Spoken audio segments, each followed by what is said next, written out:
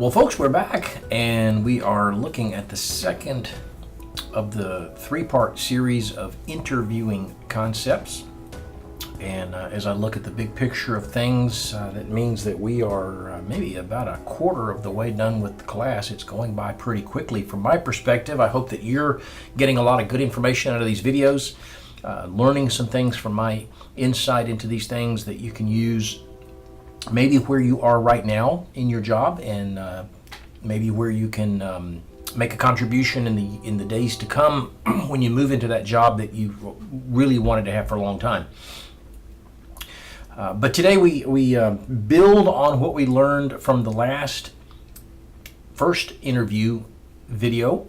You'll remember that in interview 1 we talked about the reason why we do interviews, and we talked about the setting for the interview itself. We talked about the structure for a 1 hour long interview and how we can best use our time to accomplish the purpose of getting the information we need to make a decision. So in this particular series of videos now, interview 2, we're going to talk about some general concepts of interviewing, and then we're going to go into a little bit of detail on those concepts. So we'll go ahead and move to the first slide here. You'll remember from my last one that I didn't have good notes and didn't know when my notes ended, and it was a little awkward at times as more slides kept coming out. I think I have pretty good notes in front of me now, as I not at the PowerPoint, but at my handwritten notes of what I want to talk about to know when we're about to end, and I can make it flow a little bit better. Here's some critical interviewing concepts. Concept number 1, as we think about questions to ask, the right questions are really, really important. If we don't ask the right questions, we miss out on some information that we've got to have to make a good decision. But just like the right questions are important, the wrong questions are damaging. Think about the possibility of asking a question that is misinterpreted, or that is so open-ended and generic that it allows the candidate to start talking about something, and you're just going, no, don't tell me that. Because later they could say, well, you didn't hire me because of this. The wrong questions can be really, really damaging. And critical concept number 3 is that we need a plan for decisions. It's not enough just to get information. We've got to be able to do something with that information. And we can't wing it afterwards. We need a plan before we start, because without a plan, we might miss something important, and it's too late to go back once the interview is over. We need a plan before we start. We've got to have the right questions. We've got to avoid the wrong questions, and we've got to have some goal in mind and some process in mind that we're going to use to go through all of this. So let's take each one of those 3 things. Incidentally, this is a good question for a test. To be able to pick out those critical concepts, I can foresee a multiple choice question where I have a 4th concept that really doesn't have anything to do with these 3. If you remember the basic ideas, that the right questions are important, the wrong questions are damaging, and we've got to have a plan, then you've got the overview of what we're trying to do with this interviewing process. So let's look at that idea of the right questions being important. First of all, every question has got to have a purpose. And it comes to my mind initially, quickly, 4 primary purposes for any question that we ask. One purpose is to clarify information. It says on your resume that you did this. Tell me more about what this is. That borderlines a little bit between gathering information, the first the idea of purpose, and the second idea of purpose, which is to clarify uncertainties. You said this, I'm not real sure what you mean by that. Go into some more detail for me. So I'm clarifying uncertainties. I'm not sure whether you did this or you did that, or you did it all the time or you did some of the time, and I'm uncertain about some things. But we also may be asking that question to get information. It sounds like you're on the right track, but give me more information to help me make sure that you're able to do this thing. The essential function is to be able to do this thing, and you've indicated in your resume that you kind of did this thing, and I'm a little uncertain about what you did with that thing, but I need more information about whether it really is the same thing as what we're asking you to do now. So this question might serve the purpose of gathering information or clarifying uncertainty. The question may also serve a purpose of verifying facts. We know that the majority of resumes that we see are going to be exaggerated at least a little bit. The classic story of George O'Leary, who was the head football coach for Georgia Tech for a number of years back in the 90s or so. With a name like O'Leary, you know that he's Irish. And he had the opportunity to interview for the head football coaching position at Notre Dame. And being Irish, that was kind of a dream of his. He was willing to step aside from Georgia Tech to take this job at Notre Dame. He interviewed with them. He got hired for the job. And then before he ever coached his first game, like a week or two, you can Google this and read about it, like a week or two, maybe a month, I forget, but a relatively short period of time after they hired him, they terminated his employment. They fired him before he ever coached his first game, before he ever really recruited. Why did they do that? Because he made claims, he stated as facts on his resume things that were not true. He claimed to have a master's degree from some school in particular. When they contacted, and it actually wasn't the people at Notre Dame, it was a reporter who looked into this. When the reporter contacted that school to ask about Coach O'Leary's master's degree, they said, we didn't give him a master's degree. He enrolled in the program, he took a few classes, but he never finished the program. So he lost his job at Notre Dame after he quit his job at Georgia Tech. He ended up coaching for years at the University of Central Florida and did very, very well. But there was that stigma there for a while that the facts as he presented them were not accurate. So sometimes we see something on a resume, we see a claim that was made as to the competence level of somebody to do a particular thing that's in these essential functions, or a statement that's made that they have a particular knowledge, skill, ability, other characteristic. And we want to verify that that's real. So we might ask a question that is intended or has the purpose of verifying a fact that has been claimed to see if it really is in fact a fact. So we might gather information, we might clarify uncertainties, we might verify facts, and we might also ask questions to provide evidence, especially as we talk about the functions that you're going to have to do on this job. You need to be, as the candidate, giving me the evidence I need to be able to conclude that you can do this job. So we're going to ask questions that help the candidate to provide evidence to us. So the right questions are important.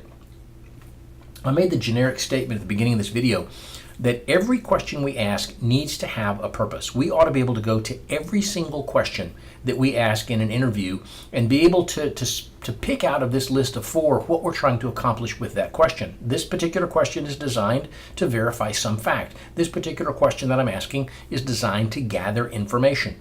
And there is some overlap between they's things, but they're general ideas of why we ask a question.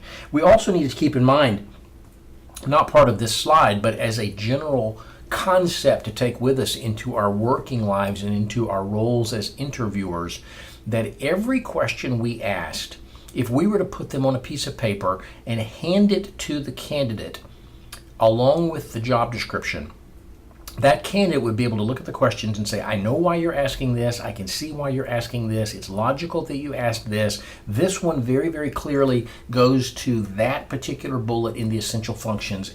There's a direct link between this question you asked and that statement of something that I'm going to be doing on this job. There's a very, very clear, distinctive link between this question that you asked and this knowledge, skill, or ability that you've looked for. There's a very clear relationship between this question that you asked and the level of education you're asking me for. So not only do the right questions all have a purpose behind asking them, but there is a link to that job description person specification document that we created in the last series of videos, the Chapter 4 videos. It all has to tie together. The more closely our questions tie into our essential functions or our questions tie into our KSAOs, the more legitimate our interview process is, the more procedural fairness people see, and the less likely or the lower probability that people are going to claim that we've discriminated, because it's hard to discriminate when there is a direct relationship between the question and some outcome we're looking for. So, right questions, there is a purpose behind them. The second thing we want to think about in terms of the right questions are the types of questions that we can ask. The first type is a closed-ended question which has a very simple answer. Now, when we talked in interview session 1 about the time that we're trying to fill up, 25 to 30 minutes of questions, I made the comment that the number of questions depends on the kinds of questions. If we have questions that are simple answer, that take 2 seconds to answer, we need like 1,000 questions to fill up an hour. And that's why a lot of times in this class, when people submit their questions, one of the first things that I look for is how many of these questions are either or, yes, no, right, wrong, black, white. Because those are not going to use up your time and you're not going to get a lot of information. When you ask a question like, do you have the ability to think big picture? I mean, who's going to say no to that? They're going to say yes, but so that doesn't necessarily help you come to a conclusion. But the fact that they say yes to that, it's like then there's dead silence because they've answered your question. So I try to encourage you as you develop questions for your interviews to avoid the closed-ended questions unless they are specifically for the purpose of to verify facts. You've indicated that you attended Georgia Southwestern for your undergraduate degree. What did you study? Well, I studied human resources. That's a simple answer to a closed-ended question. And that gives you some information for a decision, although it doesn't use up a lot of the time in your interview. The second type is an open-ended question, and these will overlap a little bit, especially this one, into the next couple. An open-ended question is not really a yes-no or a true-false or an either-or, a yesterday or today. Pick from a list of options. The open-ended question is more of an explain something or a tell me about something or describe something. Instead of saying, what did you study at GSW? I studied HR. The open-ended question might be, tell me about some of the classes that you took in your HR program. So you might have a closed-ended question followed up by an open-ended question. The closed-ended question is, what did you study? The answer is HR. The open-ended follow-up question is, tell me about some of the classes. Well, I took this class in staffing where we did all these kinds of things. And I took this class in compensation where we did all these kinds of things. That's much more open-ended. And it provides more information to verify details and things like that. The third type of question is a behavioral question. And this is a tell me a story type of a question. Give me a real example from your past. And that is going to distinguish from what we call a situational question, which is also a storytelling question, but it is a situation where you have no past. So, for example, it may be that one of the essential functions of this job is to load 50-pound packages onto a truck. And we look at their resume and they've never loaded a truck before. So we can't say, tell me about a time when you had a package that was too heavy to lift. You know, if they've done that before, they can say, yeah, I remember when I had a package and I called my manager or I called my coworker or I got this tool or this piece of equipment or we did this kind of thing. But you can't answer that question if you've never had that circumstance before. So there are times when we say, I really want to know whether you can lift 50-pound packages to load a truck, but you've never done it before. So I'm going to say, tell me what you would do in a situation where you had a package that was too heavy for you to lift. Well, I can't draw from my past, but I can anticipate the future. So the two maybe most common types of questions that you'll ask in most interviews are behavioral questions and situational questions. Again, behavioral question, a real example from your past that you recall from your memory. Maybe one of the skills or the abilities as part of this job is to work as a team to solve a common problem. So maybe there's a behavioral question. Tell me about a time in school where you were part of a group that had to accomplish a project and what it was like working in that team and what role you played in that team and what the outcome was from that team in regards to the project that you were assigned to accomplish. Well, I am sitting here looking at you, asking the question, listening to it, and my mind is racing, and I'm thinking about the classes that I've taken and the projects and the group projects and things like that. And I can, depending on the question, come up with an example of one that worked really well, or I can come up with an example. If you ask the question, tell me about a project that didn't go so well when you had to step in and take leadership. Well, I can think about a time like that, but I can pull from my past. with a real example. These are great questions for interviews because not only do they get to the heart of whether you can do the essential function or to the heart of whether you've got the KSAO, but they also open up the opportunity for you to tell me a story. And depending on your storytelling abilities, you might spend 4 or 5 or 10 minutes even answering this question, telling about a story. And it gives me opportunities to ask follow-up questions, open-ended questions. Tell me more about this, or tell me more about that. So not only can you get to essential functions and KSAOs through behavioral and situational questions, but you also can fill up some of that 25 to 30 minutes worth of time. And remember that you want them to talk maybe 2 to 1 or 3 to 1 as much as you talk. So you want to be able to ask a question that takes 30 seconds to ask, but then that they can talk about for 3 minutes. All right, so closed-ended questions, open-ended questions, behavioral questions, situational questions, several questions potentially from the exam.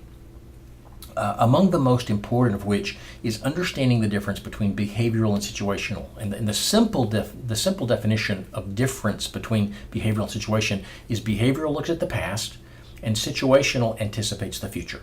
Behavioral is a real experience that you've had. A situational is what you think you might do if this situation ever presented itself. Well, you ask them, let's say, a behavioral or a situational question, and they can go any number of ways in answering it. You've got to be skilled, if you're going to ask those questions, at pulling out the important pieces to be able to make a decision on the value of their answer. Here's how we do that. To assess those behavioral or situational questions, we want to set the stage. Tell me about a time when you had to take leadership in a group. That's very open-ended. It doesn't put you into a particular place in terms of school or a church or little league or civic or occupational or whatever. But what we want to see ideally happen in these behavioral and situational questions is that you start off with the situation or the task. So the best answer to one of those questions, you might spend a half a minute or a minute telling about the situation. Well, the situation is that I was in this class, I was on a team with 3 other people, we were assigned our groups, we didn't get to pick our people, and we were asked to do this kind of a project, and here's what the project was all about. If you do a good job as a candidate setting up the situation and talking about the task, I've got a frame of reference to be able to see what happened next. So the first piece of it is S or T, situation or task. The second important piece in the answer is, what did you do? Okay, given this situation, what happened? So if the question was, tell me about a time when you had to take a leadership role in a team that was kind of floundering, they tell you about the situation, the task, whatever. The real question is, what did you do? So what action did you take in that team when it wasn't working very well? How did you become that leader or take that role or get people to support you in that role? What was the action that you took? And the final piece is, what happened as a result of that? So what's the situation? What did you do? And then what happened? And what you're really getting to is, in that particular case, can you take leadership? But what happens when you do take leadership? So again, the good answer is going to be, all right, with that general framework, here's the situation that I was in, here's the thing we were trying to accomplish, here's the problem we were experiencing, this is what I did, and this is what happened as a result of what I did. Maybe you can see, just from what I've said in this particular setting, how the right phrased question could open up the opportunity for the candidate to tell you a lot of good information about him or herself and take up a couple of minutes in the process of doing that. But you got to frame it right, and you got to set the stage and kind of tell them what you're looking to hear. And then you got to be very, very intent in listening to what they're telling you and making mental notes of things they've left out. If they don't tell you much about the situation, say, oh, hang on a second, tell me more about the situation that you were in. Or hang on just a second, tell me a little bit more about what you were trying to accomplish to help me understand this. Or maybe, all right, I understand the context here, but what was it that you did? Or maybe they've done a good job with that and they kind of quit, and you say, so what happened as a result of that? Behavioral and situation questions are really, really great. And if you remember the word STAR, S-T-A-R, you can remember that the best answer to a situational or behavioral question is to frame the situation, to describe the task, to tell about the action that was taken, and then to define the results that came about as a result of taking that action. All right. Now, looking forward here, it's important. Hope you see now, the right questions can tell you so much and can set you up for success, but the wrong questions can create a lot of problems. One problem that the wrong question can open up is that you can set yourself up for discrimination, and you got to be so very, very careful. It's very, very common when I ask my students to create their question set for their interviews. Let's say they've got the position of receptionist, and I say, all right, give me the questions that you're going to ask on the interviews. And they start giving me these things. They put a document to the assessment drop box, and I read through it. And one of the things that I see an awful lot are, tell me a little bit about yourself. Ooh, whoa, whoa, whoa, whoa, whoa. That can open up so many possibilities. You've got to frame it. Tell me about yourself and your qualities that you think fit you well for this job. You don't just say, tell me about yourself. Well, I kill cats I torture kitty cats in my spare time, and I like to beat up my brother, I watch child pornography, whatever the case may be. You don't know what they're going to say. They say in court that you never answer a question that you don't already know the answer to. Because if you ask a question, you can be really surprised with the answer, and it can destroy your whole case. With the interview process for new employees, you got to kind of have an idea of what you're looking for and what they might say when you ask the question. So phrase your questions not so open-ended that they can get into stuff that you don't need to hear about. Even something as simple as, tell me about the kinds of things that you engage in that make you happy. Well, I love running the sound system at my church. I'm a Baptist and a fundamental Christian, and this is my means of service. That sounds real great. Maybe I can pull a lot of things from that. You understand technical stuff. You can put together concepts that are a little bit broad. You can solve problems if there's squealing noises, all this kind of stuff. It may tell me an awful lot about things about you that make you a good fit for this job. But sure enough, when I hire somebody else, you go, you know what? You asked me that question, and I told you that I'm a Baptist, that I'm a fundamental Christian, and you just have something against Christians. You've discriminated against me. That wasn't the intent of the question. I didn't take your answer in that context, but I've opened up the possibility. And you can run through that door and cause lots of problems. So be careful with the questions you ask. Phrasing them specifically and narrowly and purposefully so that they don't have the flexibility of wiggling into some area that can cause problems later. Also, if we ask the wrong questions, people can get off on something that is not related to what we're trying to find out, and they can distract us from what we're trying to accomplish. Asking a question that lets them kind of reminisce about the last trip they took to Disney World may be very entertaining, but it might have nothing to do whatsoever with the job that we're hiring for. And we may have lost a significant amount of time that doesn't get us any closer to making a decision. So the wrong questions not only can open up discrimination, it can also distract us from what we're trying to accomplish, which is learning about this person to make a decision.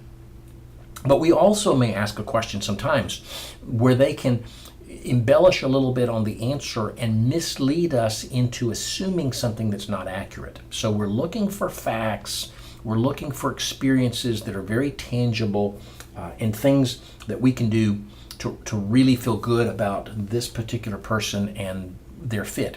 So keep in mind, these questions are so critical in the interview. In fact, when you think about an interview, is basically a question and answer session with your candidate. Asking the right questions can go a long way towards making a decision on who's right and who's wrong, but asking the wrong questions can open up so many headaches and so many problems that you have a hard time recovering. The third critical concept is that we need a plan. In the process of asking these questions and doing these interviews, there's got to be some rationale to what we're doing. We've got to be able to compare candidates side by side. We've also got to be able to take those side by side and flip them into a top to bottom. so that we not only compare them, A to B, apples to apples, but also we say this one's better, this one's the next best, this one's worst. So comparing them and ranking them. But we also, part of the rationale for what we're doing in terms of our questions and our matrix is to create tools and to gather information that help us to make a very objective analysis. It's not just, are you prettier than she is, or are you dressed better than he is, or did you spend more time in school and have a higher GPA than they did, but to be very objective in, this is what you have to do, can you do it? And to analyze what they bring to the process that helps to make that decision. And also part of the rationale is to gather the information and to provide documentation. Now, ultimately, what the outcome is of the interviews is that you pick one. There's 10 people, you've interviewed 6 of them, you've spent an hour getting to know 6 different people, and you've got to make a recommendation of one of them to your boss. And your boss is probably not just going to say, who do you recommend we hire? Very good, we'll make an offer. But your boss is going to say, who do you recommend and why? What is it about this person that makes them seem better than that person? And so you're going to need some documentation. Well, I asked these questions. Here's how I scored them. This one was a 5. This one was a 4. I saw a distinction here between these two. This one has this particular experience where this one doesn't. And that combination of documentation gives you the ammunition you need to be able to make the recommendation that you make. So compare candidates, rank candidates, provide objective analysis, and provide documentation. Another good question for a test where maybe I say in a multiple choice, which of these things is not part of the rationale process or not part of the need for a plan. And I give you 3 of these things and I make up a 4th one, and you got to pick out the one that's not right. Comparing candidates, ranking candidates, providing analysis, and providing documentation. Second thing in terms of needing a plan is that there are components that need to be consistent with your processes. And the first part of that is the questions that you asked. I would recommend that you never ever go into an interview and wing it, that you have a list of questions on a piece of paper so that you have the wording that you want to use, exactly what you want to know. And in that structured list of questions, that you have the same, there's an asterisk here, you have the same questions for everybody, understanding that you have to follow up. But you don't do a whole lot of winging it and asking somebody a question that you didn't ask somebody else. The tough thing really about interviewing is that you get good at it. And it takes less time on the 5th one than it took on the first one. So if you're really focused on an hour, you might be needing to fill some time. They've answered the questions and you haven't pressed them to follow up. You've kind of accepted a partial answer and moved on. And so you're just like, oh, I got to make up a question here. And if you're on the 4th interview and you ask a really good question off the spur of the moment, off the top of your head, then you go, God, I wish I had asked that question to the first 3. Well, this one's got a little bit of an unfair advantage because you've gotten information that they never had a chance to give. So you need to have the same questions for everybody with the understanding that you might have to throw in 1 or 2 here and there just for clarification and to follow up. But not only do they need to be the same questions, everybody gets these 12 questions, but it's the consistent wording that you don't, another tendency of interviewing is that you begin pretty simple, but the longer you do interviews, the more candidates that you have, you find that you begin to embellish a little bit on the question. Instead of just asking this 8-word question, you take 2 minutes to set it up and then ask the question, and you kind of lead them toward the answer that you want. So the later interviews have an advantage over the earlier interviews. Consistent wording. Read the question the way that it's written and let it go. Don't set it up, don't provide an example, don't give background. Consistent wording. Number 3, if there is more than one interviewer in the room at a time, sometimes you'll be interviewing just you and the candidate. Sometimes there'll be 2 of you or 3 of you. You got to have a good flow. It can't be awkward. We've agreed ahead of time. I'm going to ask the first one, then you're the second one, you're the third one. I'm asking this one, you're asking this one. We're not just kind of randomly picking and choosing because I'm going to ask the question differently than you will. I'm going to ask the same question every time using the same words in the same order. So there's a flow and it's natural. It's like, great answer. John's got a question. And then with your structured list of questions, you do have follow-up as you need it. All right, so a couple of things to consider there in terms of the components. The next part of your plan is the evaluation matrix. This is really, really important because you've got to be very comprehensive in terms of what you're looking for. Anything that you think might be valuable in terms of making a decision, you need to build into this matrix up front. So you want to build in not only how you're going to evaluate particular questions. Certainly, if you've got 12 questions in your interview, you want to be able to evaluate their answers to all 12 of those questions. But that's not all you want to know in terms of making a decision. You might also have something you think is important, what their resume looks like, the content of their resume. Perhaps you have something that's important to you, how well dressed they are, or how confident they are, or how strong their voice is, or how good of an eye contact they make. Maybe part of your evaluation matrix is whether they thank you or whether they send a follow-up note or a card or anything like that. Anything that you think is important, build into your matrix. Include not only the thing that you're looking for, but how you're going to measure that thing. Is it a scale from 1 to 5, with 1 being horrible and 5 being great? Is it a yes or a no? Is it a most of the time, some of the time, none of the time? Whatever it is. Not every question has to have the same scoring components, but you got to figure out how you're going to score that thing. So if you're thinking about a matrix being maybe an Excel sheet, that there is in one column on each row something that you're measuring, and then in the subsequent columns there are different levels of that thing, either just kind of it felt like a 2 or it felt like a 5, or something very specific. He shook my hand, he had a firm handshake, whatever. So a place that you've got the thing that you're measuring as comprehensive as you possibly can be, a place where you can put whatever the score is, and a place where you can put the notes that you come up with as you're thinking about this. As you develop this thing, if more than one person is going to use this thing, you got to get together ahead of time. You've got to have some training on what this thing is and what we're looking for and how we're going to use it. And we need to have an agreement that we're all going to use it the same way. Or at least if I'm using it differently than you are, I'm using it the same way with all 6, and you're using it a different way with all 6. So there's consistency from your perspective, there's consistency from my perspective. That's really important. You also probably in your matrix have some sort of intangible thing. What's my gut feeling? It may be that when you develop this thing and you've got these 40 things or 25 things or whatever it is that you're looking for, and you score them all, here's a 5, here's a 4, here's a 3, here's a 5, here's a 5, here's a 2. You add it all up. This person had 110, this person had 104. Maybe logically the 110 gets the job. But it may be that they seem to do right on everything, but you just in your gut, you go, that one was better. And I really can't tell you why, but I just felt like that one was better. So there's some intangible thing that you throw in there. Be careful that if you fall back on the intangible in making your decision, that there's no bias involved. There's no discrimination involved, but there is consistency. There is comprehensiveness in what you're doing. So we summarize here. The right questions are important. The wrong questions are damaging. And you've got to have a plan going into this thing. As a result of these 2 video lectures, interview 1, interview 2, and the one that's coming, interview 3, I'm going to ask you to create a list of questions.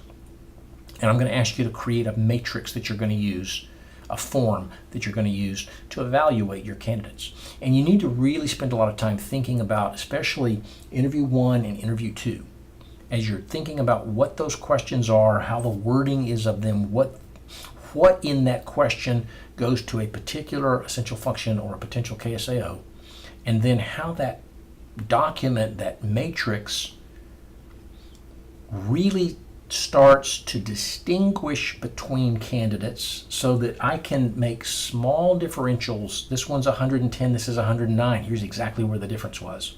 And here's how I'm going to use it to make my final decision. We need a plan. All of that ties into the idea of fairness. We talked about this a couple of times now. Chapter 7, interview 1, maybe even chapter 4 somewhere. The distributive fairness you really can't control. But if you have the right questions, and you have a good matrix, it can be very easy to have good procedural processes to where they say, you know what, all the interviews seem logical, there's a reason, I feel good about what they asked me, they weren't trying to trick me. And also it can create a situation where it's much easier to interact with them in a positive, friendly, warm, encouraging way, so that they feel like the interactional fairness was there as well. That's all for interview session 2, the video. Hopefully now you've got an idea of what an interview looks like, what kind of setting it needs to take place in, and the things that I got to think about is as I'm developing this interview in terms of the right questions to ask, the kinds of questions to avoid, and how I need to have a concept or a plan about what I'm going to do with this information in terms of making a decision. One more video in this sequence, and then I can turn you loose to create some interview questions and a hiring matrix. In interview session 3, we're going to spend more time talking about what happens on the back end of these interviews. How do we gather all of this information and make decisions? So hopefully you're looking forward to that. It'll be coming available shortly, if it's not available even as we speak, depending on the semester and the structure of the course. Maybe it's next week, maybe it's already available. But the combination of these 3 should give you a real good comfort level with how you go about doing interviews, and hopefully you're feeling good about what's coming up in the very near future, which is actually interviewing people. Bye for now.